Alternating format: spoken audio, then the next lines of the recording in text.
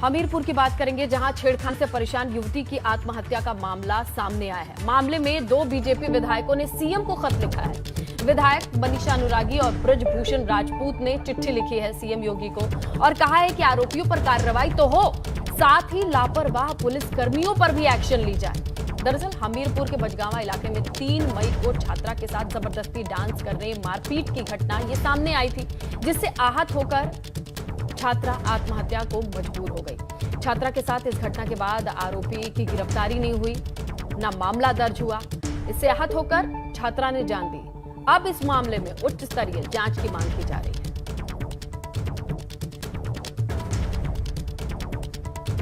तो ये वो खबर है जहां पर चुनाव जीतने की खुशी में एक लड़की से जबरन डांस कराने, उसे छेड़ने की कोशिश की जाती है। जब इस मामले की शिकायत करने के लिए लड़की पहुंचती है तो उसकी शिकायत को गंभीरता से नहीं लिया जाता है। कोरोना नियमों को तोड़ने का मुकदमा मामला भले दर्ज कर दिया जाता है, छेड़खानी का मामला दर्ज ही नहीं होता है। तमाम जगहों पर कोशिश करने के बाद, डिप्रेशन में आने के बाद इस छात्रा ने जान दे दी। अब इस मामले पर 2 विधायकों का कहना है कि लापरवाही उन पुलिस कर्मियों से भी हुई है जिन्होंने इस मामले को गंभीरता से नहीं लिया, इस मामले को दर्ज नहीं किया। अब इस मामले पर उन पुलिसकर्मियों पे भी एक्शन लिया जाना चाहिए। अपनी मांग रखकर चिट्ठी में सीएम तक पहुंचाई है 2 विधायक, मनीषा अनुरागी और ब्रजभूषण राजपूत। तो चुनाव जीतने के बाद जबरदस्ती एक छात्रा को डांस करने के लिए कहा जाता है, मना करने पर उसके साथ मारपीट की जाती है। और ये पूरा मामला है, जिस मामले के बाद आहत होकर शिकायत की भी जब कोशिश की जाती है तो मामला पुलिस दर्ज क्यों नहीं करती है। आप चुनाव जीतते हैं, जीत की खुशी में किसी को खींच कर ले आते हैं, कहते हैं कि डांस करो, और ऐसे में लड़की ने मना कर दिया तो उसके साथ मारपीट शुरू कर दी। और इस मामले पर उस इलाके में जब पुलिस को शिकायत की गई कि छेड़खानी हुई है, परेशानी है, दबंग लगातार दबाव डाल रहे हैं, तो इस मामले पे कोई भी रपट नहीं लिखी जाती है, बल्कि कोरोना नियम तोड़ने की रिपोर्ट जरूर लिखी जाती है। तो क्या छेड़खानी इतना बड़ा मामला समझ नहीं आया? जब तक लड़की ने जान नहीं दे दी, गंभीरता से नहीं लिया गया।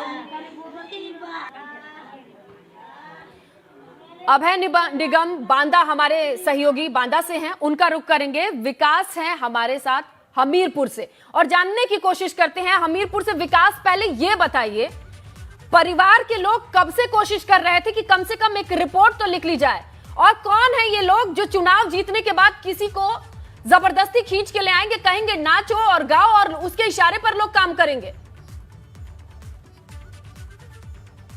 बिल्कुल, घटना अगर बात की जाए तो घटना 3 मई की है, जब रिजल्ट आ रहे थे। और 3 तारीख को ही जो प्रधान के समर्थक थे, जो मौजूदा प्रधान था, जो जीत गया था, उसके समर्थक थे, वो कहीं ना कहीं वहां पर डीजे लगा करके डांस कर रहे थे। और जिससे जो वहां के जो पुलिस का कहना है, कि वहां पर उनके जो लड़की के चाचा थे वो निकल रहे थे रास्ते को लेकर के, उसी को लेकर के विवाद हुआ था, जिसके बाद में उसकी जो पत्नी थी और ये बेटी भतीजी वो वहां पर मौजूद में आई और लड़कों ने उनके साथ भी छेड़खानी की। हालांकि चाची के साथ में मारपीट भी की और लड़की के साथ में उसको जबरदस्ती नचाने का प्रयास किया कि तुम भी नाचो। लेकिन कहीं ना कहीं लड़की को इससे आहत हुई और उसने पुलिस के अधिकारियों से शिकायत की। शिकायत के बावजूद पुलिस ने कोई कार्रवाई नहीं की। किसका दबाव था ये तो नहीं पता चल सका, लेकिन आखिर गिरफ्तारी क्यों नहीं हुई, सबसे बड़ी बात ये है। इसके बाद क्या वहां की पुलिस को ये गंभीर मामला नहीं लगता है? अगर एक महिला होने के नाते कोई लड़की भीड़ में किसी के डीजे पे डांस करने से मना कर देती है, ये बड़ा मसला नहीं है? वो डिप्रेशन में जाती है, क्या वो मनोरंजन की वस्तु है कि जिसे आप चाहेंगे नचाएंगे और वो ना नाचे तो जो मर्जी कर जाएंगे? और वहां की पुलिस इस बात को गंभीरता से भी नहीं लेगी, जवाबदेही भी नहीं तय करेगी। समझते क्या है वहां पे? महिलाओं की अस्मिता के बारे में क्या पता है?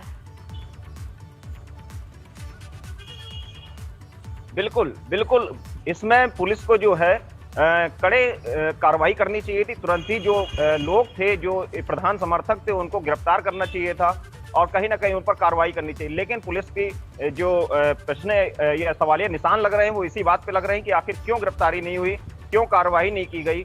क्यों इंतजार किया गया लड़की के मरने का कि लड़की जब मरी उसके बाद शायद समाज में ये चीज समझ ही नहीं जा सकती है कि अगर किसी लड़की के साथ छेड़खानी होती है, उसके साथ जबरदस्ती होती है, सरेआम उसको परेशान करने की कोशिश की जाती है, तो वो चीज कितना गहरा असर करती है उसकी साइकी पे, मेंटालिटी पे। शायद इस बात को गंभीरता से समझने की कोशिश ही नहीं की। अब क्या कह रहा है पूरा महकमा? अब जब लड़की ने जान दे दी तो शायद ये गंभीर विषय हो सकता है।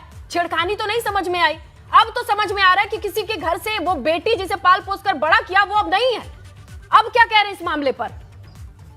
देखिए, पुलिस का कहना है कि पुलिस ने जो 7 आरोपी थे 7 गिरफ्तार कर लिया है और जेल भेज दिया है। हालांकि पुलिस पर भी कार्रवाई की मांग ब्रजभूषण राजपूत और जो विधायक हैं और मनीषा अनुरागी जो कि राड विधायक हैं उन्होंने की है कि आखिर पुलिस वालों ने कार्रवाई क्यों नहीं की। अगर नहीं की है तो उन पर भी कार्रवाई होनी चाहिए ताकि सबक मिले और जो प्रदेश की लड़कियां हैं या छात्राएं हैं वो सुरक्षित हो सकें और कहीं ना कहीं पुलिस की जो कार्यशैली है वो ठीक हो सके। अभय निगम हमारे सहयोगी बांदा से हैं, उनसे भी जानने की कोशिश करते हैं। अभय, ये बताइए कि किस तरीके की कार्यशैली है? क्या इस तरीके की घटनाएं और भी सामने आती हैं? क्या लोग इस तरीके से परेशान रहते हैं कि अगर कोई लड़की जबरदस्ती भीड़ में नाचने से मना कर दे तो उसको परेशान कीजिए, प्रताड़ित कीजिए तब तक जब तक वो जान ना दे दे, मामले को गंभीरता से नहीं लिया जाएगा? लता, आपको बता दें कि ये बेहद ही इसके सबसे बड़ा कारण इसके पीछे पुलिस की लापरवाही और संवेदन संज्ञान ले लेती और जिन लोगों ने इस तरह की हरकत की थी उनके खिलाफ कड़ी कार्रवाई कर दी जाती तो शायद एक लड़की की जान बच सकती थी। एक छात्रा जिसने अभी अपना भविष्य बनाना शुरू हुई किया था, इससे पहले वो कुछ दरिंदों की हरकतों के चक्कर में बलि चढ़ गई। इसलिए कहीं ना कहीं इस पूरे मामले में पुलिस की सबसे बड़ी लापरवाही है और इस लापरवाही के चलते ही इस छात्रा की जान गई। हालांकि वो छात्रा इतने दिनों से चक्कर लगा रही थी पुलिस के, पुलिस चाहती तो इतने दिनों में उनके खिलाफ कड़ी कार्रवाई कर सकती थी, उनको पकड़ सकती थी। सबसे बड़ी लापरवाही तो ये थी कि जिस समय कोरोना अपने चरम पे था, ना तो कोरोना गाइडलाइन का पालन किया इन्होंने और ना ही उस समय डीजे बजा के ये लोग डीजे बजा के फंक्शन कर रहे थे, खुशियां मना रहे थे। वाकई महिला सशक्तिकरण की बात करते हैं, बेटियों को आगे बढ़ाने की बात करते हैं, पूजने की बात करते हैं, लेकिन अगर भीड़ में हाथ में जबरदस्ती खींच के ले जाए, कहें नाचो और मना करें, तो ये चीज अपराध की श्रेणी में ही नहीं आती है। ये तो हाल है और महिलाओं की सुरक्षा को लेकर ये बड़ा सवाल है। देखते हैं कि इस पर चिट्ठी लिखने के बाद क्या एक्शन होता है। आप जरूर नजर बनाए रखिएगा उन लोगों पे, खासकर जो समझते हैं कि उनकी ये ताकत है, हम जो चाहे वो कर सकते हैं, कानून उनकी जेब में है, उनके खिलाफ सख्त से सख्त एक्शन होता है नहीं, ये वक्त के पेट में है।